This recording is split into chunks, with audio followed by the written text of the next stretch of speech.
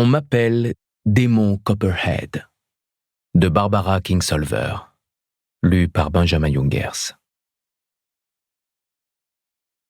C'est moi qui ai attrapé le téléphone, avec Stoner qui me filait des coups pour m'en empêcher, et en faisant un tel raffut que Mr. Pegg est venu cogner à la porte. Stoner a dit que je regretterais d'avoir passé ce coup de fil. Je me suis souvent posé la question, est-ce que maman serait morte pour de bon ? Ou est-ce que, fidèle à ses bonnes habitudes, elle aurait rendu tripes et boyaux et serait repartie pour un tour, prête pour de nouvelles fiestas à base de gin et de cacheton ? Est-ce que Stoner serait parti avant moi ? À l'époque, je n'imaginais pas que ma vie puisse être pire. Un conseil, ne faites pas comme moi. J'étais devant, avec le chauffeur de l'ambulance, et j'essayais de lasser mes baskets. J'avais réussi à enfiler un jean avant l'arrivée des secours, mais j'avais dû sortir en courant de la maison, mes pompes à la main. C'est dire comme tout s'est passé vite. Le pick-up des Peggots nous suivait. Stoner a eu le droit de faire le trajet à l'arrière avec maman, parce qu'à ce stade, il est tout mielleux. « Oui, monsieur, je suis le mari. » Tellement de merde qui sortait de sa bouche que je m'étouffais. Il a commencé à la seconde où ils sont arrivés, quand ils ont demandé qui avait passé l'appel. Stoner, bien sûr. Attendez, quoi ? Nom de la patiente, date de naissance, les flacons de cachet qu'il sort de sa poche où il les avait fourrés en vitesse. Les noms dessus qui sont ceux des collègues de maman, il le confirme. D'ailleurs, il ira leur dire ce qu'il pense de leur petit trafic. Respectueux au possible. Et, oh mon Dieu, et ces gens-là, comme s'il était un prof de catéchisme.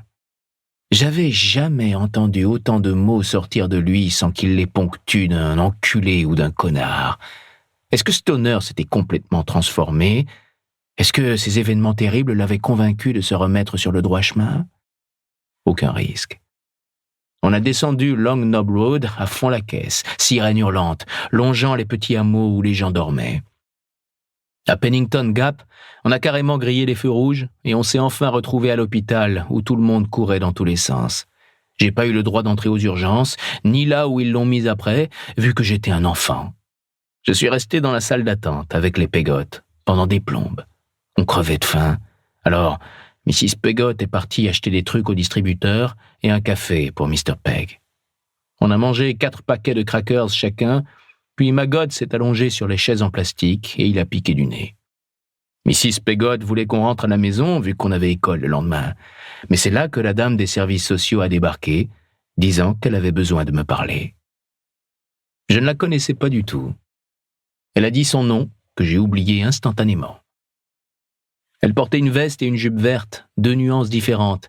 À la voir, t'aurais dit qu'elle avait besoin de dormir au moins 100 ans pour se remettre de ce qu'il a travaillé.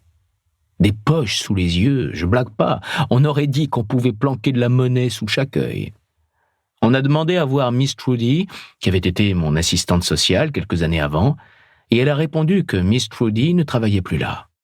J'aurai une nouvelle assistante sociale le lendemain matin, peut-être elle ou bien quelqu'un d'autre. Il se trouve qu'elle était de garde cette nuit, ce qui expliquait ses yeux, je suppose. Elle a dit aux Peggot qu'ils pouvaient rentrer chez eux, elle m'emmènerait là où j'avais besoin d'aller. Ça m'a fait flipper. Pour qui elle se prenait ? Penser qu'elle savait où je devais aller ? J'ai dit merci, mais non merci. J'irai chez les Peggot comme d'habitude si maman devait aller en désintox. La dame m'a jeté un regard, genre « Désolé mon petit pote, mais chez nous, ça marche pas tes histoires. »